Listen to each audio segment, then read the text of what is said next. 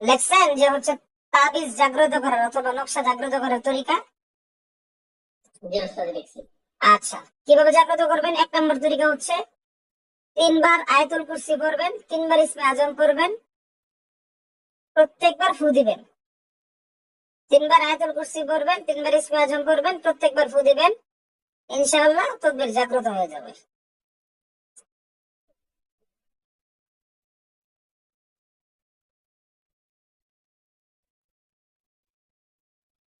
আচ্ছা, এই তরিকাতে জাগ্রত করার ক্ষেত্রেও আপনি যে নকশা লিখেছেন, এই নকশার যে লেখাগুলো আছে এগুলোর উপরে আপনি আঙ্গুলে অল্প করে মেশকে আম্বর আতর নিবেন।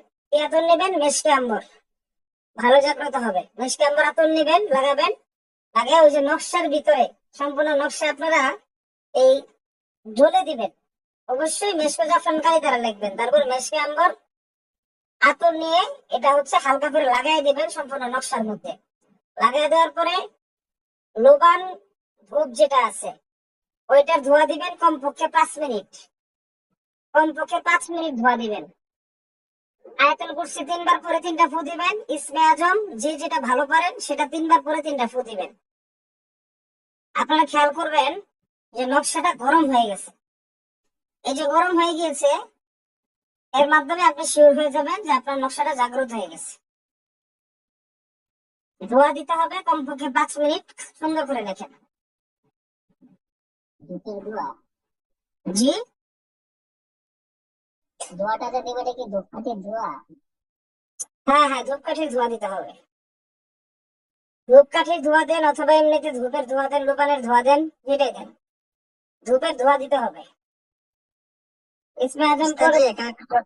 জি বলেন। প্রশ্ন ছিল ওস্তাদ, কবির সাহেব বলেন। যে যে দোয়া দেওয়ার পরে ওই যে নকশাটা গরম হবে নাকি ওই যে তাবিজের ভিতরে কবজটা ভরার পরে এই যে কবজটা মানে গরম হবে, কোনটা? দুইটাই গরম হয়। ওটা তরিকা বলতেছি পরবর্তীতে। নকশা গরম হবে, প্র্যাকটিক্যালি নকশা গরম হবে। আচ্ছা, নকশা গরম করছেন, গরম করার পরে আপনারা এটা পেঁচাবেন। পেঁচে আপনার ওই মাদুরিতে ভরবেন। মাদুরিতে ভরার পরে মোম দিবেন না আগেই। ভরার পরবর্তীতে মাদুরির যে পাশটা ফাঁকা এই পাশটা নিচের দিকে মুখ করে ধূপের ধোঁয়াটা এর ভিতরে সমানে ঢোকাবেন। তো দূর থেকেই করবেন, কিন্তু ধূপের ধোঁয়া যত লাগতে থাকবে মাদুরি সহ আগুনের মতো গরম হয়ে যাবে। কারণ আপনার ধূপের তাপ যদি লাগে, আগুনের তাপ যদি লেগে গরম হয়, সেই ক্ষেত্রে তো ওইটা আপনারা স্পষ্ট বুঝবেনই যে না ঠিক আছে এটা তাপের কারণে হয়েছে।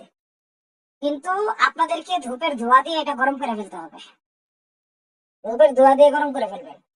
দূর থেকে উপর থেকে ধরবেন, দেখবেন ধোঁয়া দিতে দিতে দিতে দেখবেন যে একদম মক্কেল জাগ্রত হইতে হইতে এটা একদম আগুনের মতো হিট হয়ে গেছে। তখন আর ধরে রাখতে পারবে না, ধরে রাখা সম্ভব হয় না। সাথে সাথে নামে আপনারা বুম দিয়ে ফেলবেন। ইনশাআল্লাহ নকশা সুন্দরভাবে জাগ্রত হয়ে আপনাদের জন্য তাবিজটা রেডি হয়ে গেছে। আচ্ছা, 2 নম্বর তরিকা দেখেন নকশা জাগ্রত করার। হুজুর ওই যে আয়াতুল কুরসি 3 বার, ইসমে আজম 3 বার, পরে কি বললেন? পরে আর কিছু না, এটা পরবর্তী দেখেন। আপাতত পরবর্তী তরিকা লেখেন, সবার লেখা শেষ।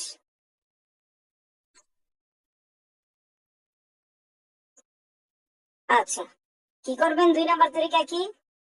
নকশাটা লেখছেন, লেখার পরে এর ভিতরে মেশকাম্বর আতর লাগাবেন। নকশার মধ্যে সুন্দর করে মেশকাম্বর আতর লাগাবেন, বুক ধরায় রাখবেন।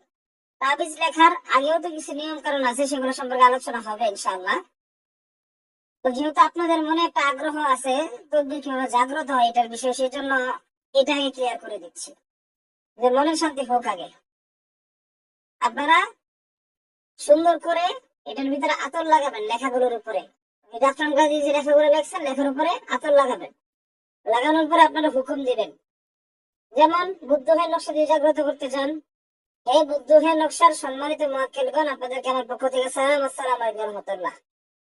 হযরত পয়গম্বর সুলাইমান বিন দাউদ আলাইহিস সালামের দোহাই, রাসূল আকরাম সাল্লাল্লাহু আলাইহি ওয়াসাল্লামের দোহাই, আমার উস্তাদের দোহাই, আল্লাহ তাআলার হুকুমে মেহেরবানি করে আপনারা জাগ্রত হয়ে যান।